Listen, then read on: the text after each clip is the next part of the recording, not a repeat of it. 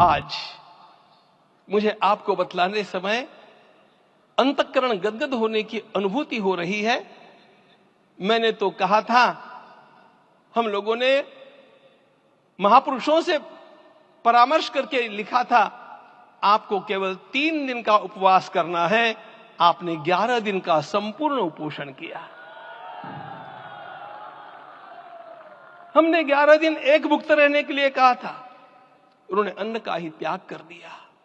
ऐसा तपस्वी कोई राष्ट्रीय नेता प्राप्त होना यह सामान्य बात नहीं है। वे इन दिनों में हमने कहा था कि आपको विदेश प्रवास नहीं करना चाहिए, क्योंकि सांसर्गिक दोष भी आते हैं।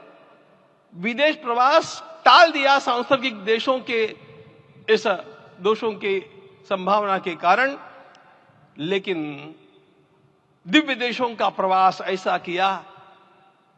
नासिक से आरंभ किया, गुरुवायूर गए, श्रीरंगम गए, रामेश्वरम गए।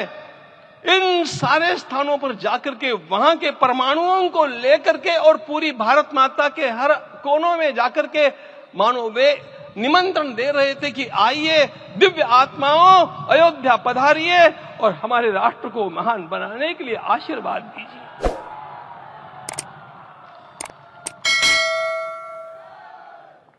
हमने केवल कहा था 3 दिनों तक आपको भूमि शयन करना चाहिए।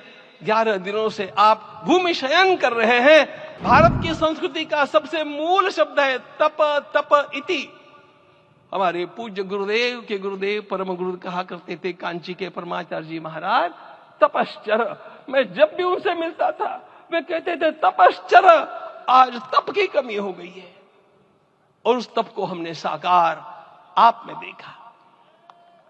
मुझे इस परंपरा को देखते हुए केवल एक राजा याद आता है जिसमें यह सब कुछ था, और उस राजा का नाम छत्रपति शिवाजी महाराज।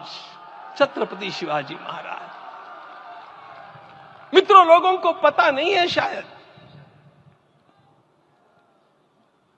वे स्वयं जब मल्लिकार्जुन के दर्शन के लिए श्रीशैलम के ऊपर गए, 3 दिन का उपवास किया, 3 दिन शिव मंदिर में रहे, और महाराज ने कहा कि मुझे राज्य नहीं करना है, मुझे संन्यास लेना है, मैं शिव जी की आराधना के लिए जन्मा हूं, मुझे संन्यास लेना है, मुझे वापस मत ले जाइए।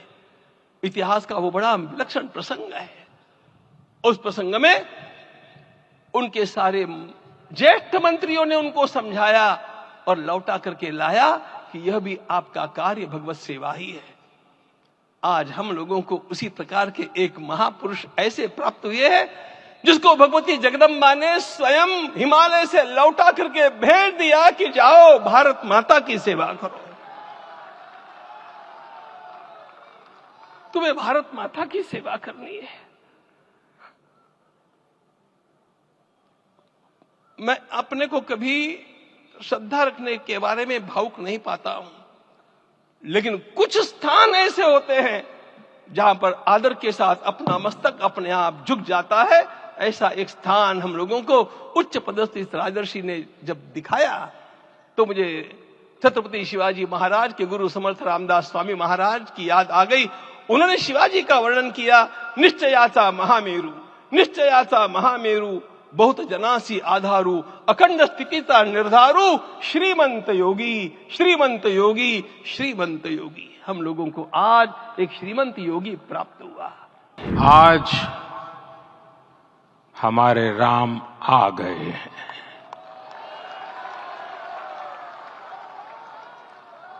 सदियों की प्रतीक्षा के बाद हमारे राम आ गए हैं।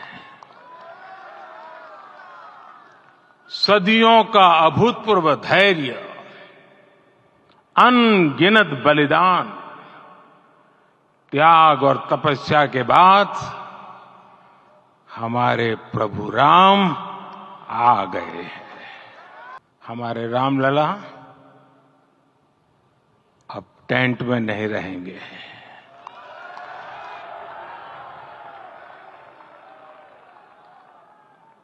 हमारे रामलला अब इस दिव्य मंदिर में रहेंगे। मेरा पक्का विश्वास है अपार श्रद्धा है कि जो घटित हुआ है इसकी अनुभूति देश के, विश्व के कोने कोने में राम भक्तों को हो रही होगी। ये मंदिर मात्र एक देव मंदिर नहीं है, ये भारत की दृष्टि का, भारत के दर्शन का, भारत के दिग्दर्शन का मंदिर है। ये राम के रूप में राष्ट्र चेतना का मंदिर है। राम भारत की आस्था है, राम भारत का आधार है, राम भारत का विचार है, राम भारत का विधान है, राम भारत की चेतना है, राम भारत का चिंतन है, राम भारत की प्रतिष्ठा है, राम भारत का प्रताप है, राम प्रवाह है, राम प्रभाव है, राम नेति भी है, राम नीति भी है, राम नित्यता भी है, राम निरंतरता भी है, राम विभु है, विशद है, राम व्यापक है, विश्व है, विश्वात्मा है। और इसलिए जब राम की प्रतिष्ठा होती है तो उसका प्रभाव वर्षों या शताब्दियों तक ही नहीं होता, उसका प्रभाव हजारों वर्षों के लिए होता है। मैं आज प्रभु श्री राम से क्षमा याचना भी करता हूं। हमारे पुरुषार्थ, हमारे त्याग, तपस्या में कुछ तो कमी रह गई होगी कि हम इतनी सदियों तक ये कार्य कर नहीं पाए। आज वो कमी पूरी हुई है।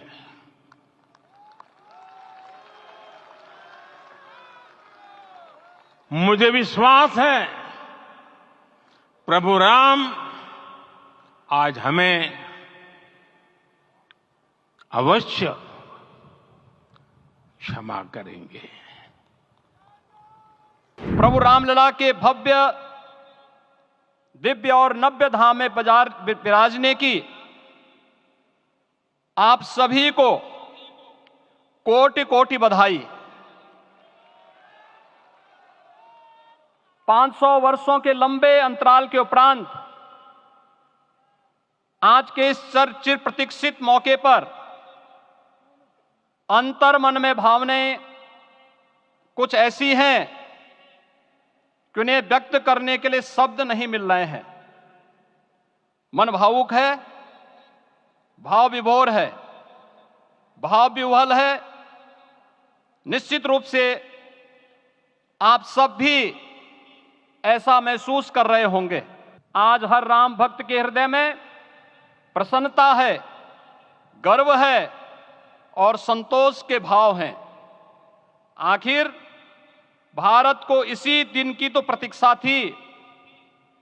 भाव विभोर कर देने वाली इस दिन की प्रतीक्षा में लगभग 5 शताब्दी व्यतीत हो गई।